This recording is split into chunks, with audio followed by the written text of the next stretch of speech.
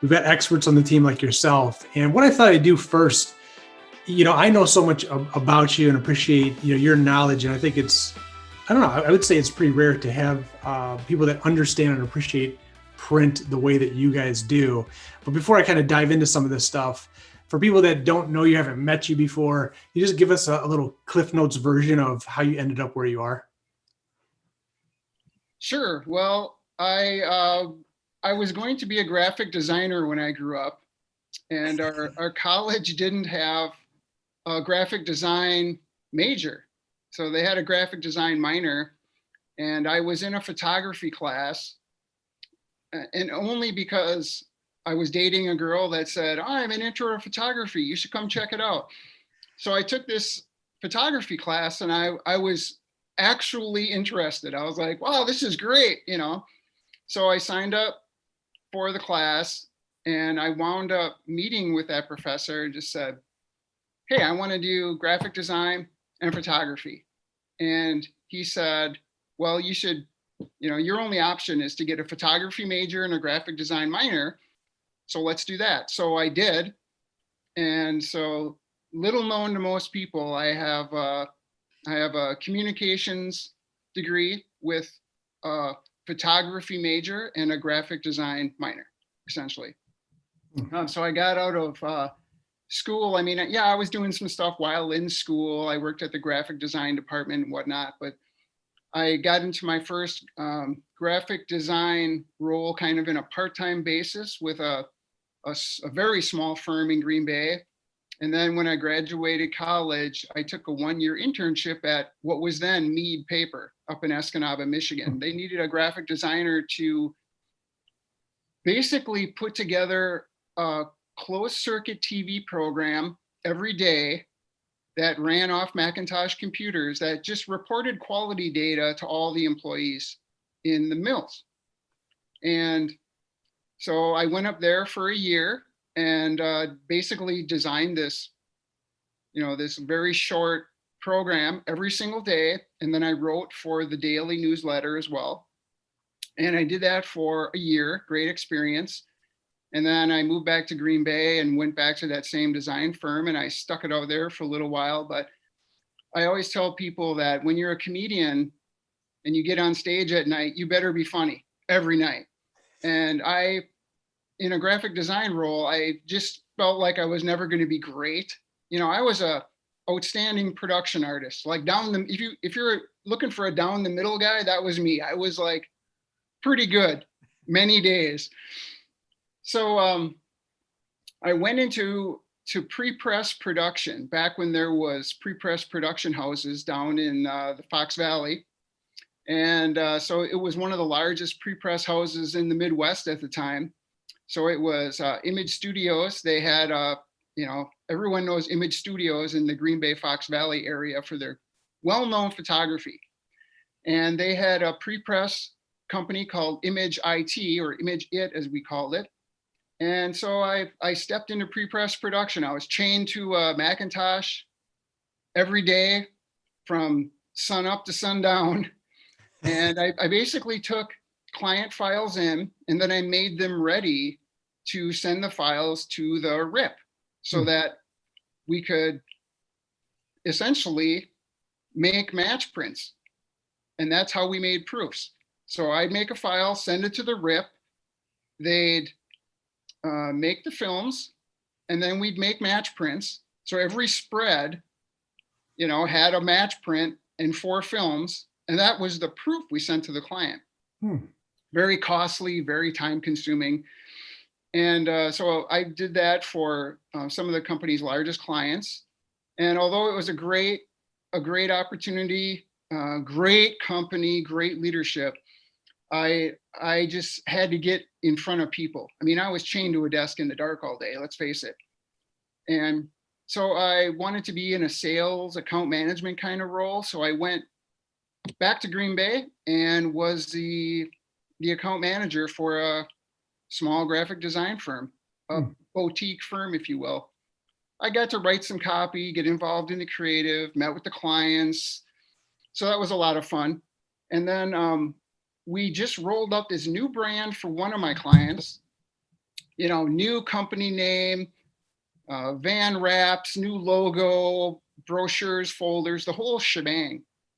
And just as we were getting ready to roll this out, I was at my client's office, and my client said, well, we need a vice president of sales and marketing, because our current person in that position is going to Alaska to mine for gold with her boyfriend. And that was back before there was TV shows about it. It seemed crazy at the time, but now it sounds like a pretty great opportunity.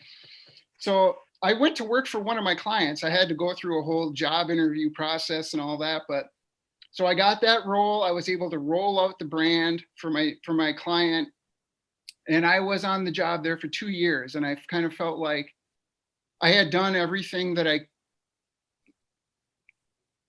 could have done. And, I took my marching orders and I made it happen, I felt like. But my first day on that job, the vice president of sales from Seaway Printing, whom I was buying printing from, he tried to get me to come over and sell printing for him. And I was like, well, I just started here. Let me do what I said I would do for this company.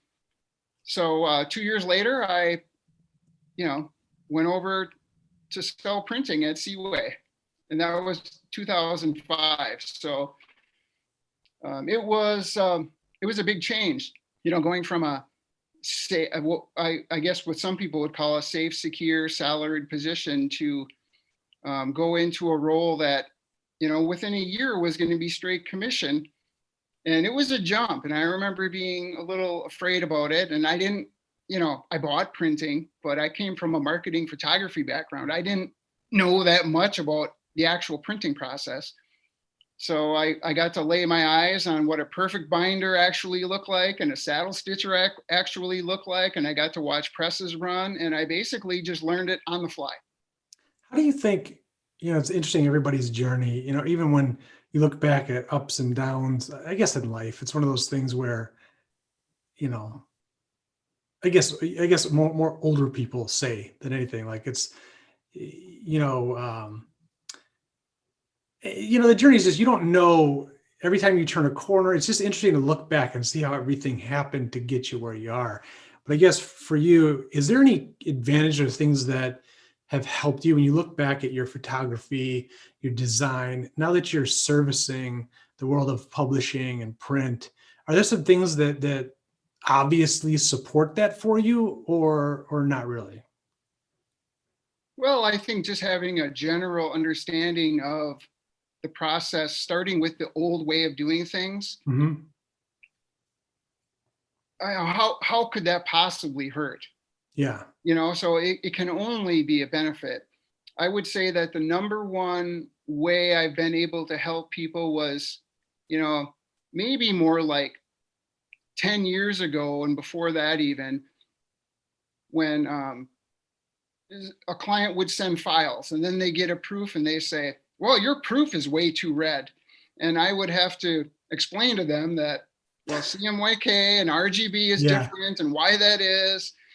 And it even came to, many times saying, well, bring up the files. Yeah. And they bring up the files. Okay, now put your eyedropper over that area. Well, you see how your magenta is 20% heavier than this, that, or the other? That's why it's red. Yeah. So, there were many instances where I was in the trenches with a client looking at a file in Photoshop, and thank God I spent 3 years chained to that desk in pre-press production. And then what I didn't mention is, while I was an account manager at a design firm, and while I was a marketing director, and even while I was selling printing, I did a lot of high-end Photoshop work for local photographers on the side, because they knew I had all this time at Image, and they knew that I manipulated files all day long. So basically, just being able to talk to a client about going by the numbers, trust the numbers. If you want a skin tone, well, Google what kind of skin tone you're looking for. The numbers are there. All you have to do is go by the numbers. Don't trust your monitor just because that's what Apple sent you. Yeah. You know what I mean? So that was the biggest thing, I would say. And then all those little steps of working with different types of clients along the way, obviously that just snowballed and helped me, combined with my personality, just be a consultative seller Yeah, of I mean, I print. think there's huge advantages to that in any market, like when you actually understand the other side, I wouldn't say it's rare, but I guess maybe it is. I don't have any statistics to say otherwise, but I think it's probably unique when you have salespeople, um, especially consultative salespeople that understand and have been on the side of the clients that they serve. I mean, that's a huge advantage to understand what that client's probably nervous about, what their objectives are, what they're hoping to accomplish, and that they're counting on you for a very specific role in that process.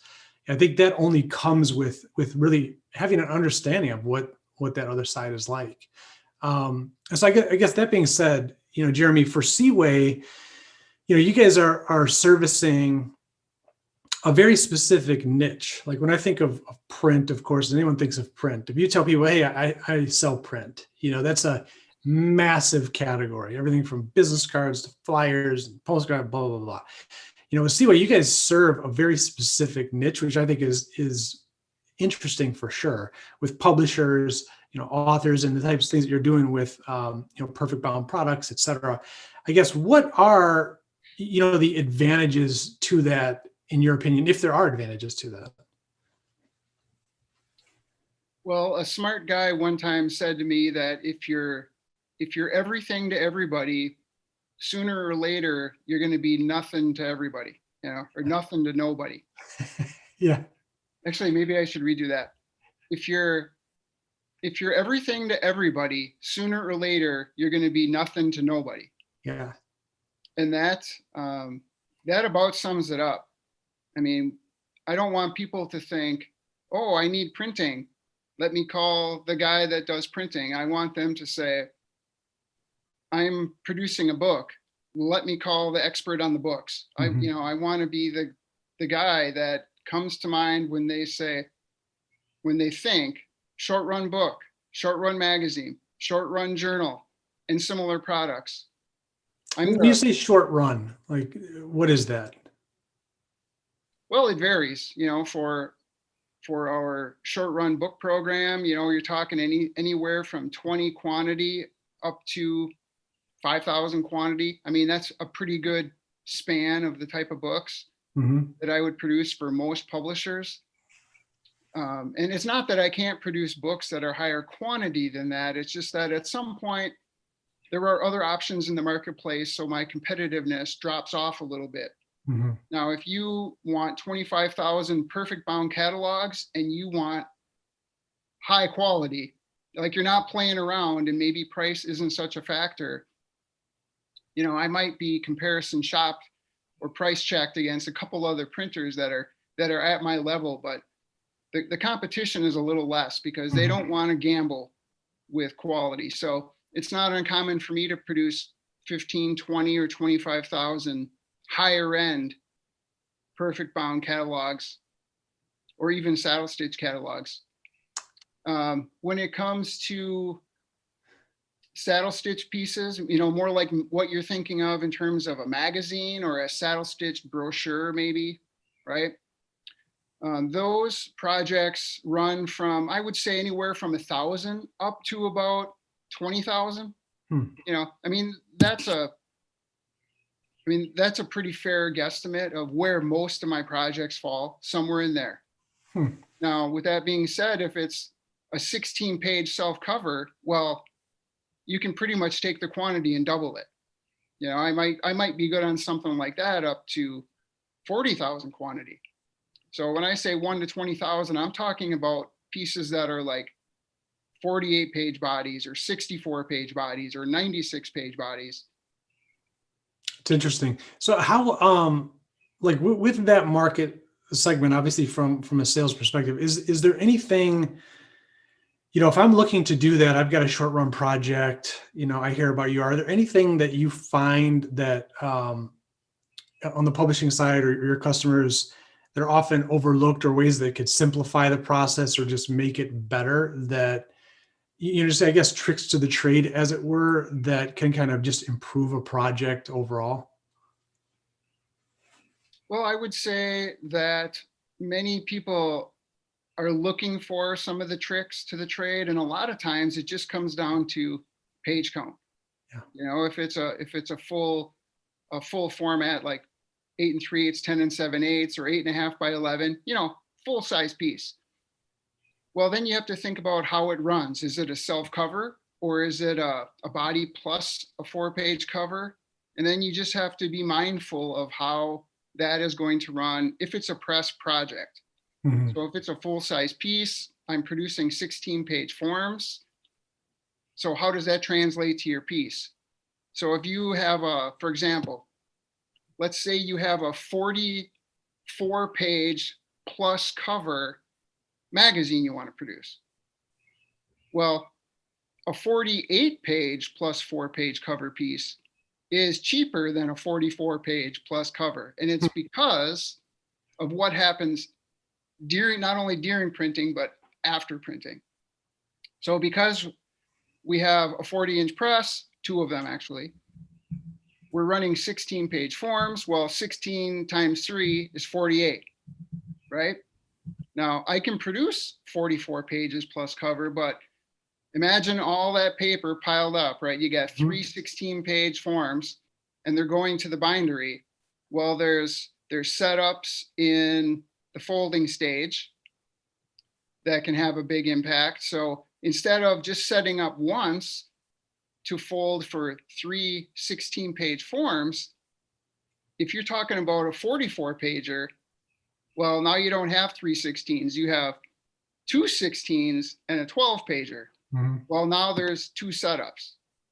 Now, if you're producing 100,000 of something, you will never see it. But if Yeah. you're producing 1,000 or 2,000 or even 5,000, there's a tipping point where the setups just kind of come out in the wash and disappear and you don't notice them. But the lower the run, the more that setup is going to be evident, because it Mhm. takes time, it takes human power, and there's just a certain amount of messing around in there.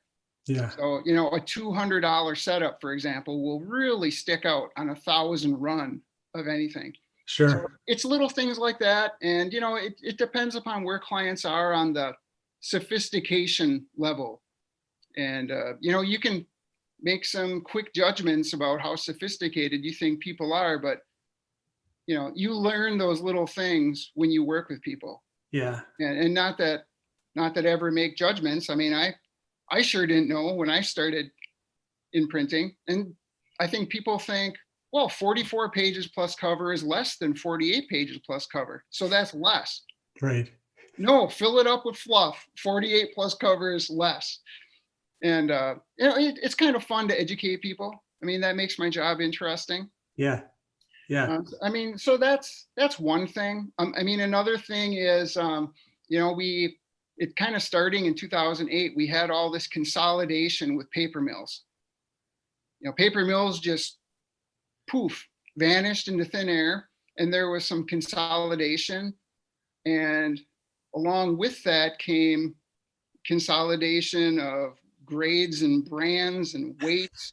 So just because someone has been printing their piece on 60-pound gloss text forever, kind of that mentality that, well, that's just how we've always done it. Yeah. So that's what you're quoting. Well, so the solution I often bring is, I get why you were on 60, but they're making less and less and less 60-pound gloss text every day. It's like a dinosaur that's kind of going away, but they're producing more and more and more 70. So it gets to be a supply and demand issue. So there's way more 70 gloss text than there is 60. So it's always readily available, and they're producing more and more and more of it. So supply and demand just leads to, well, now the 70 is less. Now that comes with a little caveat. Your magazine, if you're mailing it, will weigh a little bit more on 70 than the 60, but the 60-pound gloss text costs more money. It runs slower through the press. It runs slower through the folders. And let's face it, it's, I'm not a math whiz, but I mean, we're talking about, it's about 15% thinner. You know what I mean? So jumping up to 70 gives you a better looking piece. It gives you better durability all along. We can run the press wide open, 18,000 sheets an hour, and we can run the folders flat out as well. So back in the day, 70 cost more, right? 70 was more than 60, and 80 was more than 70, and 100 is more than 80, but now 60 is just kind of going away. So I still have to educate people every week. It comes up. Like, I know you're on 60, but why? That's interesting.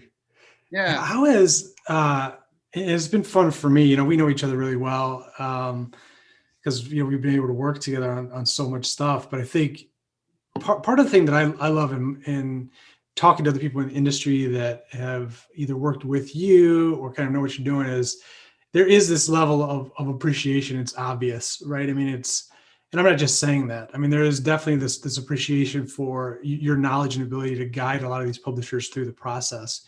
I think it's interesting when you're such a people person from a sales perspective, like you are. And we were talking about this before we started recording. You know, this past year plus with the social distancing, the lack of face-to-face time.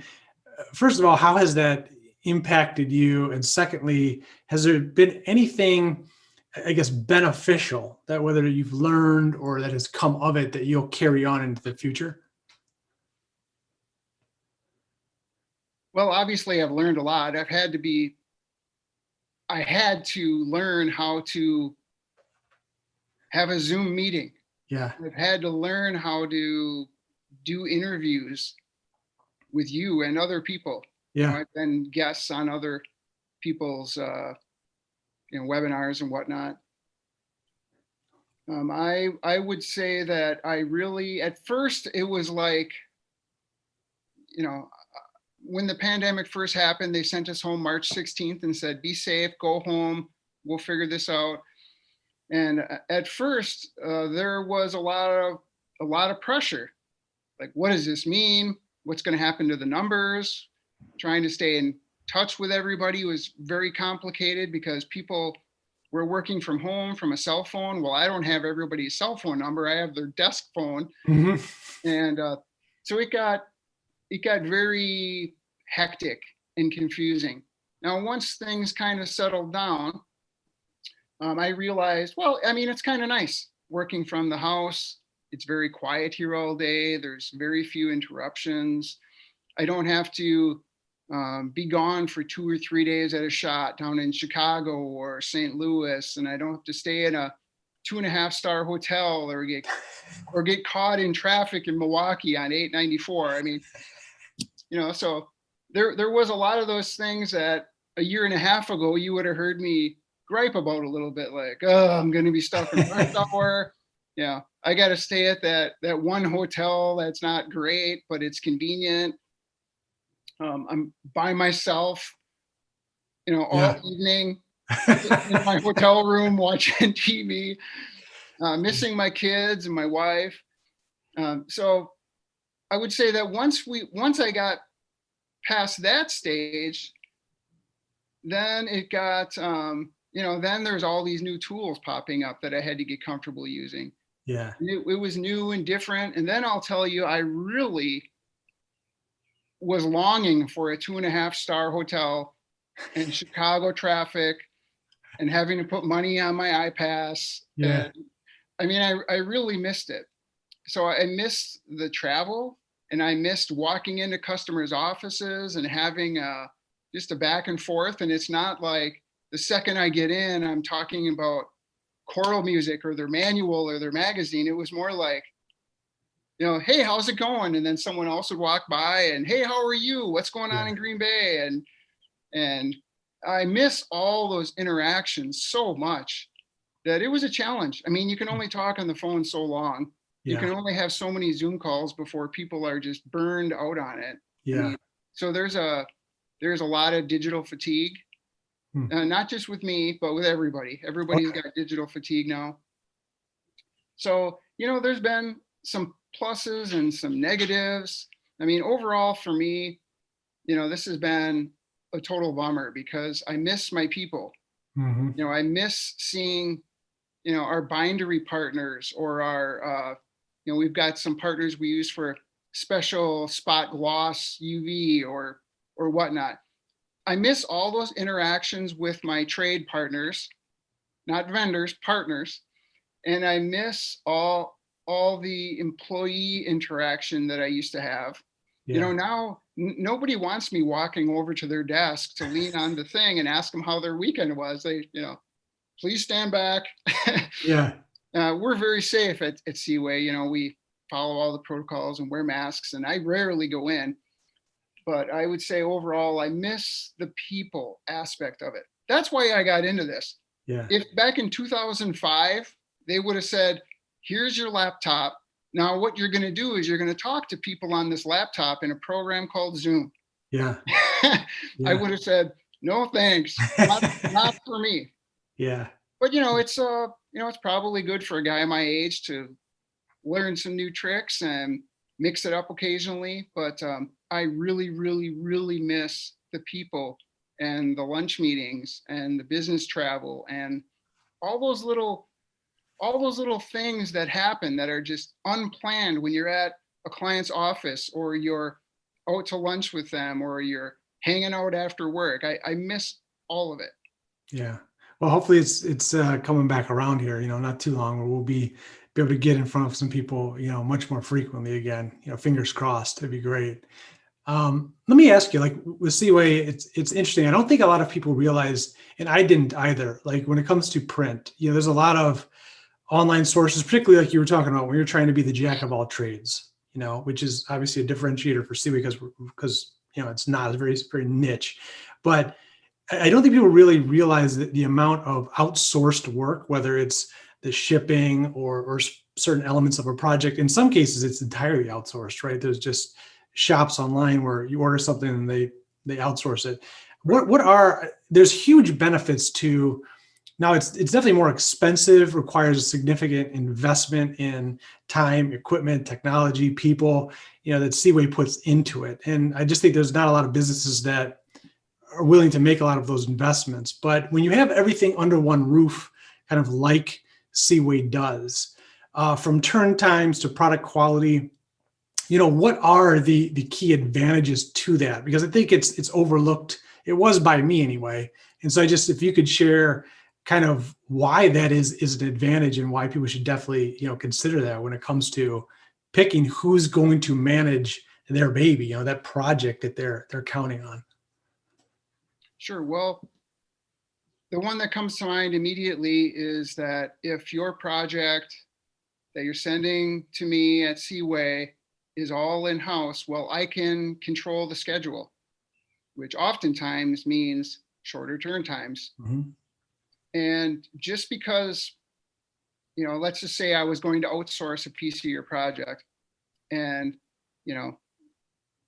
I ask them when I prepare the estimate, how long will this take? And they say, oh, 3-4 days, maybe 5 days. Well, the estimate got done 2 months ago. So they really don't have any idea how long that thing is going to take them in May because, well, we told you that in March. Now it's May. Now it's 8 to 10 days. Well, I already told the client, well, it's going to take us this long to produce it at Seaway, and then we have to go out of house for this one thing. And they said, 3 to 5 days. Well, now it's actually 8 to 10 days. And, the client is mad, even though we always discuss openly what we're sending out. It's one of those things where I'm totally transparent. I'm not going to give you the impression I'm doing something all in-house. If anything, I'm the opposite of what I think many print shops do. Is they're afraid that the client is going to, choose a different route if there's all these different outsourced options. And I have no problem saying, these are the things I'm good at. Yeah. you want this one thing that I don't do in-house, I have to go out of house for that. So, examples of that might be spot gloss UV. I don't do that in-house. I do loads of flood gloss UV or flood matte UV and loads of laminating and loads of aqueous. So if there's an opportunity to change up the project a little bit and maybe do it all in-house, sometimes the client is on board, but hey, spot gloss UV is a special thing, man. Mhm. Yeah. We want it to be shiny. We want it to be great. We want it to be embossed or whatever. We have to go out of house for something like that. Yeah. So I think it starts with open and honest communication. But if I can do everything in-house, I have control over the entire schedule of the project, and that's a huge benefit to the client. I don't have to rely on some. I might have an entire catalog printed and ready to roll, but I can't do anything because I sent the cover out for spot gloss UV. Yeah. And it's just sitting there, and I'm just biting my nails. Not me personally. I mean, I do worry about things, but really production is probably sitting there going, when is this thing happening? It's due in 2 days. Yeah. So you lose a little bit of control. Another big one is longer binding. Now we have a ton of binding capability at Seaway, and for 95% of our projects, everything is done in-house. But if you have let's say 20,000 spiral bound books or manuals, well, that's a little outside my bailiwick. Typically, 5,000-ish, 10,000 is, where we cap out a little bit, just competitive wise and time wise. If there is a more efficient piece of equipment sitting 30 miles away, matter of fact, the company I'm thinking of, they have one of 2 machines in the nation that specialize in producing 10,000 spiral bound or 10,000 wire bound or 10,000 double wire pieces. Well, sometimes it just makes sense to go to that partner, and they're extremely reliable. And so sometimes it's unavoidable, but transparency is my thing. And, sometimes it's unavoidable. Yeah. Mailing is another big one. And it's not that we don't have great mailers around, but hey, let's face it. The industry right now is in a tough spot. I mean, the printing impressions 400 list went down to the printing impressions 350 list. Well, what happened to those other 50 printers? They probably vaporized into thin air. Yeah. And there are some people that are in a jam right now. And, I'm so fortunate and blessed to be in the position I'm in over at Seaway. We're in great shape, but there are some people that are in a jam. Yeah. And that trickles down to the trade partners, especially the ones that do a lot of the marketing stuff, because that's the first thing everybody hacks, right? Like, sure, we need to cut corners, call marketing in here. Mm-hmm. And so mailing is one of those things where, again, we got the estimate 2 months ago, and they said 3 to 5 days to do that end of it. We mail, somewhere around 3 million plus pieces every single month. Wow. But if there's tabbing involved, for example, if there's significant savings to be had by doing a letter-sized booklet that requires tabs, well, in that situation, I don't have a tabber that can do that. Mm-hmm. And our mail lines are hooked to our saddle stitchers. So we'll produce the piece, we'll stitch it, we'll send it to a mailing partner, and they'll tab and mail all in line. Mm-hmm. Even if I had the capability to mail that piece, well, the tabbing and mailing kind of happens all in one pass. So you have to go somewhere else. And those people get jammed up too. I mean, we all get jammed up, and, people make commitments based on their current timeline, like, 3 to 5 days, but a couple big monster projects, and that just throws everything out the window. And publishing is a time sensitive business, especially in magazines and journals. I mean, those things have to go out. Yeah. Books, there's a little bit more flexibility. I think book publishers in general have the luxury of being able to plan a little bit further down the road. I mean, let's face it, the book got written, they probably sat around a table maybe a year or two ago and said, we're gonna produce this book. All that writing and all that editing that had to go into getting that book to a form that can be exported into a PDF file and sent to someone like me to produce. Like, I really have the easy part.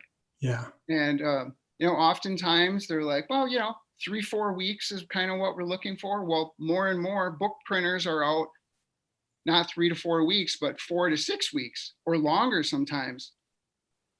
The luxury that I have is that everything for us is in and out, in and out, in and out. Like, we're very focused on timelines, short timelines. So if we can produce a project in 10 working days, that takes 20 or 25 or 30 working days someplace else, that leaves some room, not only for us to, maybe it has to be polybagged with a carrier sheet, or we need to do some other things after the print and bind process. That gives us a lot more flexibility to do that. And then, I guess worst case scenario is we deliver early, which is often the case. And then the publisher has an extra 2-3 weeks to get their book out into the hands of people. It gives them a little bit extra time to make some money selling their book. Yeah, it's really cool. What I guess, and I'm being respectful of your time here, Jeremy, but I guess last question I have for you, when you look ahead at everything, I mean, interacting with publishers the way you do, and being so close to, the print business as you are, of course, I guess looking ahead, if you have a crystal ball, like, is there anything that you're excited about that is happening in the world of print? Well, it's changing. It's changing big time. And, that can be good and bad, but regardless, it'll be different. So it leads to new technologies. I would say inkjet technology is not a new thing. Roll-fed digital inkjet has been on the scene for quite a while. We didn't jump on the roll-fed digital inkjet early on because the quality just wasn't there. Well, you can imagine, as with everything, it just gets better and better and better and better. And I'm happy to say that we finally put in an HP T250 roll-to-roll digital inkjet web. And, we have a Hunkeler converting line. I mean, the roll goes on one end, book blocks come out the other. It's like magic. And so it's been great to learn that and what that means for my clients.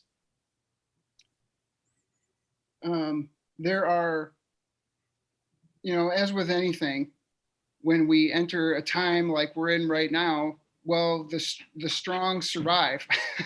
Yeah. I hate to say it, but so it's interesting to to survey the landscape and see who made it, who made it out alive. Yeah. And so right now we're going through this weeding out process of, maybe getting rid of some printers that have been hanging around but didn't make the investment in the new technology that's required. They've been getting by and maybe did a great job, but if you don't continually invest in the new technology, you're just going to fall behind, which is why you're always hearing about, Seaway put another new Heidelberg press in. Seaway, oh my God, they updated all their folders. Oh, another new saddle stitcher. What's the deal? And it's not that we're constantly adding and adding and adding. We're selectively removing gear and replacing it with something better, faster, more efficient to benefit the clients.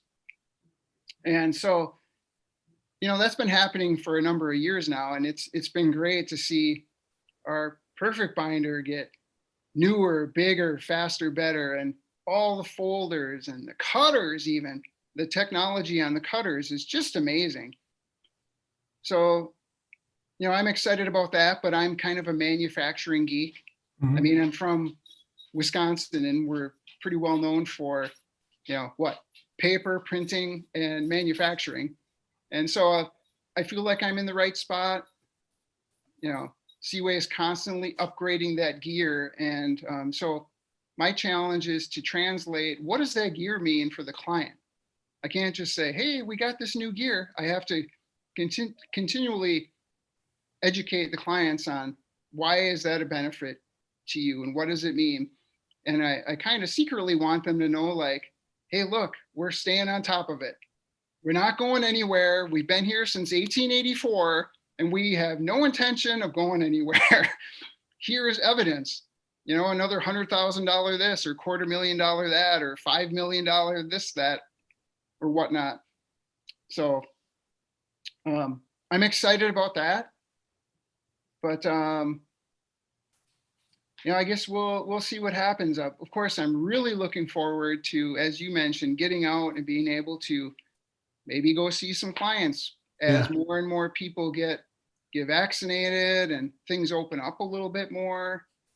It would be great to get back into the office a little bit more frequently. Yeah. So, I guess we'll see. It's a whole new frontier. That inkjet just kind of got revved up in January or February. So it's going to be exciting. We'll find out what that means. That's awesome, man. Well, Jeremy, I'm going to try to do more of this with you for sure, buddy, but I appreciate you kind of giving a glimpse. I think it's always helpful, you know, obviously you're active on LinkedIn in particular, you're doing social. And I think if anything, this, when I think of what good has come out of the pandemic, if anything, when it comes to business anyway, um, it is an opportunity for people to get more comfortable with formats like this. And I think for a lot of people, it's just good to actually get a glimpse into, who you are, your expertise, and what a guy like you is capable of doing in terms of supporting the publishing industry. So, I appreciate it very much. And you can bet we'll be doing more of this, man. Cool. Well, I'm looking forward to it. And I hope it's evident that all I want to do is help people. If you want help, I'm here to help you. If you just want to shoot me specs and have me do quotes, that's fine. I'm happy to do that. If you're all the way to the other end of the spectrum and you're a guy with a title or two and you're looking for help on what kind of stock should I use for this? What kind of coding should I use and why? What page count should I be at? How do I distribute it? How do I sell it? Who can design a cover? I talked to a gentleman the other day and I can't help him with this project because it's a 13 by 17 book. I can't produce that book. I can print it, but I can't bind it. And I'm glad that we had the conversation because it led to, who do you know that can design a great cover for my book? Mm-hmm. Oh, I got a couple people. And I don't make any money on that, and that's totally fine. But I'm always happy to help. And I've been at it for so long that I know all kinds of people, and I refer things all the time to designers, production artists. Everyone's looking for short run case bound projects. Well, I've got a couple people for that. Labels, definitely labels are not my thing, but I have a couple people for that. Mm-hmm. People are always more than welcome to come to me with their questions, and odds are I either know someone pretty closely after all this time, or I have made a ton of connections on LinkedIn over the course of the last 13 months, in addition to what I had. And I've met so many new people and learned about so many new processes and opportunities. And as we change and evolve, other printers are also changing and evolving, and they're adding new services. So I'm here to help, whatever that means to whoever the client or prospect is. I'm here to help, and that may just mean, well, I'm not the guy. You should call this person. Yeah. Tell them I said hi. Well, I appreciate it, and I'll make sure wherever we post this, and that we'll put some contact information in there as well. So anybody watching that wants to reach out to Jeremy, we'll make that really easy, man. So, well, that's a wrap. I appreciate it, man. Have a great one. Yeah, you too, Steve. Have a great weekend. Talk to you later. All right. So.